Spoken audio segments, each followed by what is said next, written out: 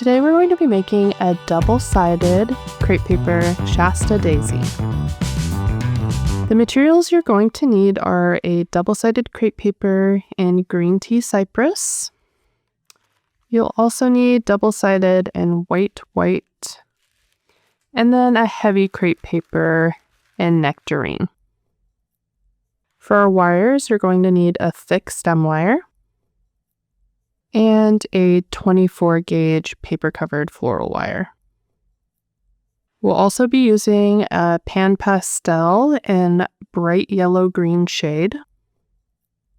And then for our glue, we'll be using the Barely Art Precision Craft Glue. All of your other tools and materials can be found in the post. Let's get started. To begin, you're going to want to cut out all of your crepe paper pieces. I cut all of mine out using a Cricut cutting machine with a rotary blade, but you can also cut everything by hand using the PDF template. To start, you're going to take your stamen pieces, and you should have 2 of each size. We're going to begin by fully stretching out each stamen piece. So you want to stretch this out all the way as much as it will. And then we're going to cut each of these pieces into quarters. So I'm going to take this first one and fold it in half. Then cut it. And then fold it in half again. And cut it. And each strip should end up being about 5 inches long. Don't worry if it's not exact, it should just be around there. And now I'm taking my thinner piece and doing the same thing, just cutting it into quarters, and so in half twice. This just makes it easier to work with because now we're going to take one of each piece, and I'm going to take this top piece, which is the pollen, and I'm going to add glue to the lower half of it.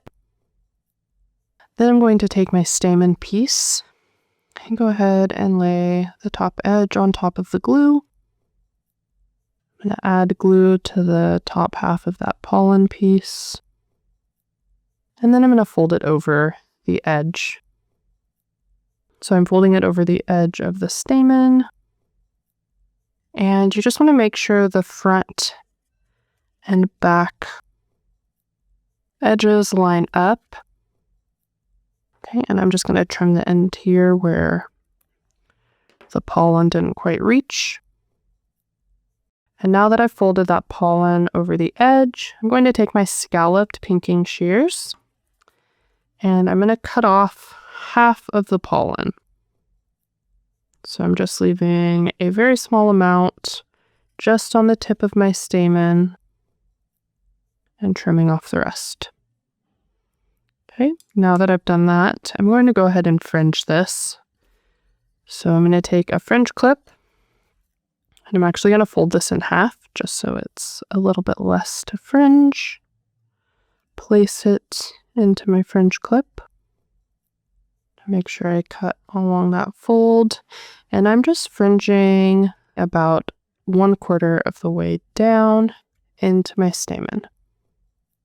We're going to do very small fringes. And when you finish fringing, you can take it out of the fringe clip. And then we're going to roll these fringes. So I always like to wet my finger a little bit and then just begin rolling kind of back and forth. So I'm just rubbing my fingers together with the fringe in between them, and this will kind of just separate all of the fringes and roll them into what looks like stamen with little pollens on the tip. And just keep rolling them between your fingers until the pollen begin to form almost little balls instead of having kind of straight squared edges. So you want to make sure you're doing this while the glue on the pollen is still a little bit damp. So you're going to want to make one of these at a time. And in total, you should have 8 of these sections of stamen with pollen on the tip. Just like that. And then you're going to need your thick stem wire. we're going to begin wrapping the stamen around the tip of our thick stemware. So I'm going to start by adding glue just to the base of my stamen. Just go ahead and roll it around the tip.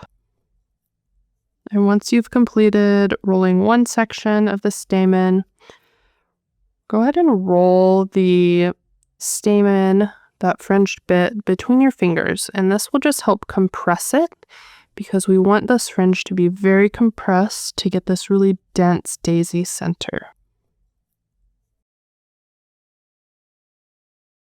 Adding glue to another section. Rolling it. Again, once you finish rolling one section, go ahead and roll that fringed stamen between your fingers to really compress it. And then we will add another section. Okay, I finished adding all of my fringe. I have a nice dense center. Now you can kind of spread the outer fringe out a little bit to fluff it up. And you should have a center that's a little over an inch across. And we're going to add a little bit of detail to the center using that green pan pastel. So take your green pan pastel and a small blending brush and just tap the tip of your brush. Get a good amount of pan pastel. I'm just going to find the very center and I'm going to push it into the center to just get a nice little green center on this fringe. And that's all we need that green pan pastel for. Now you can set your center of your flower to the side to dry, and we are going to start working on shaping our petals. All right, so you should have 25 petals. They are all the same shape and size. And to shape these, you're going to need the smallest steel ball tool. So all we're doing is putting a center crease down the middle of each petal. So to do that, take the smallest steel ball tool, placing it under the petal just at the base. And I'm going to place my thumb on top of the ball. And then I'm pulling the petal so that the ball runs down the center of the petal, and then just applying pressure with my thumb over the ball.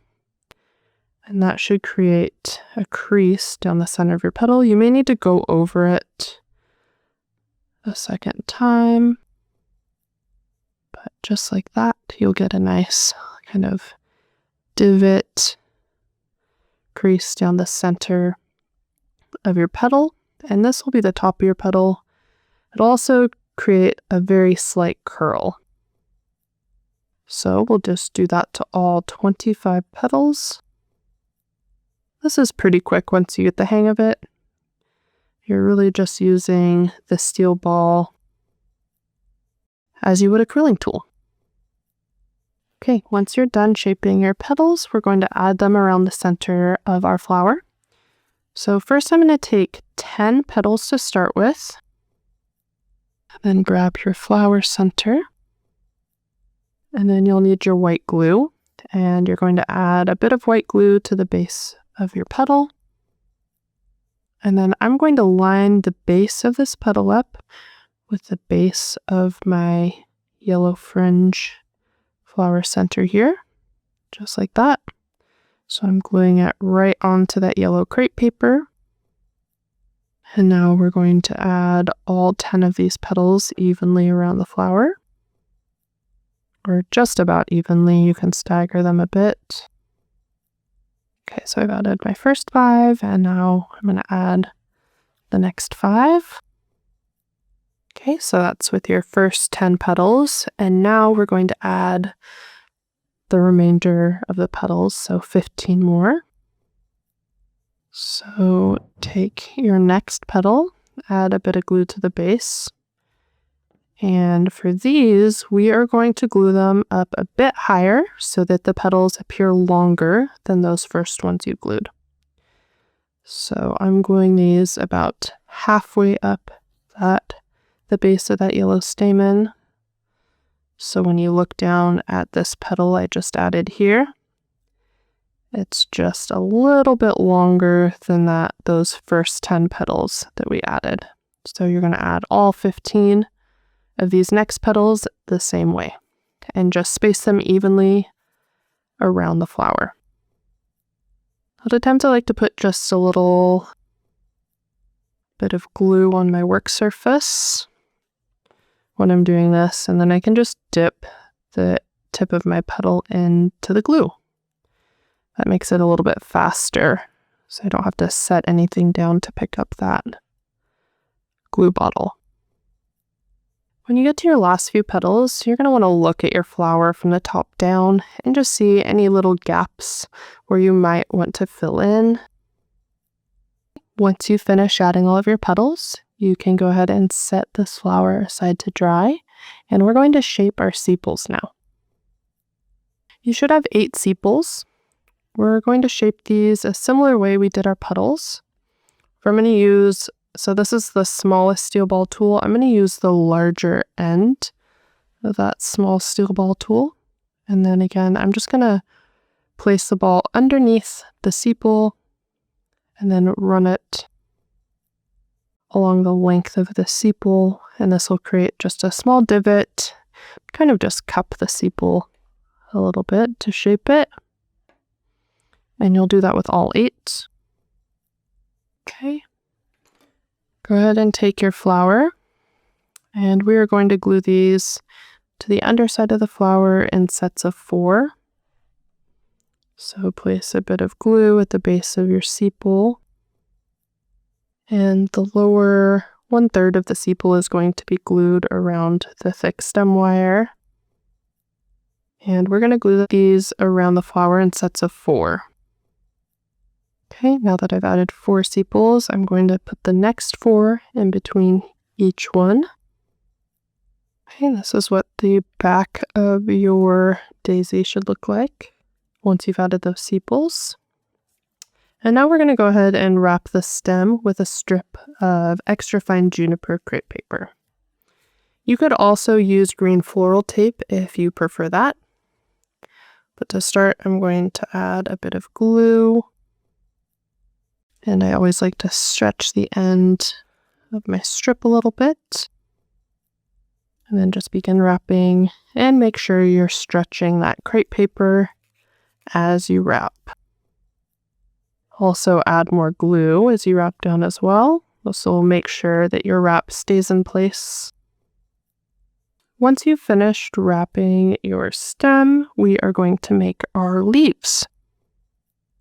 So take 2 leaf halves and your 24 gauge wire. I'm going to go ahead and cut my 24 gauge wire in half so that you have 2 6-inch pieces. And then you can make 1 to 3 leaves per daisy. I'm just adding a bit of white glue to 1/2 of my leaf and then placing the wire on top. I'm then going to add a line of glue on top of that wire, and then take my second leaf half and cover the wire with it. You'll have a large leaf and a small leaf, and like I said, you can make 1 to 3 leaves per flower. I'm going to cut the end of my wire so there's only a very small amount sticking out from the base. Then I'm going to shape these leaves using a curling tool. I'm just going to curl the very edges of the leaves down. And then you can also fold the leaf kind of at that center line, just up. So like that. Same here, just kind of fold the leaf up right at that center line and curling the edges down. Okay, and now we can add our leaves to our stem. So I'm going to bend the wire of my leaf so the leaf goes out a bit. I'm going to add the smaller one up a bit higher. Place it along that thick stem. Add a little bit of glue, and then go ahead and take your crepe paper wrap and just wrap around the leaf to hold it in place. And I'm going to continue wrapping down another inch. And I'm going to add my larger leaf. Just so, again, kind of bending the leaf out. Add some glue around the wire of the leaf. And then wrap that crepe paper around it to hold. And I'm just going to continue this crepe paper wrap all the way down so that I have a nice smooth finish to my stem. Okay, and then you can kind of adjust your leaves. I always like to bend the tip of my wire or the top of my stem under the flower. Just give it a bit more shape. And then you have your finished Shasta Daisy. Thanks for joining me today.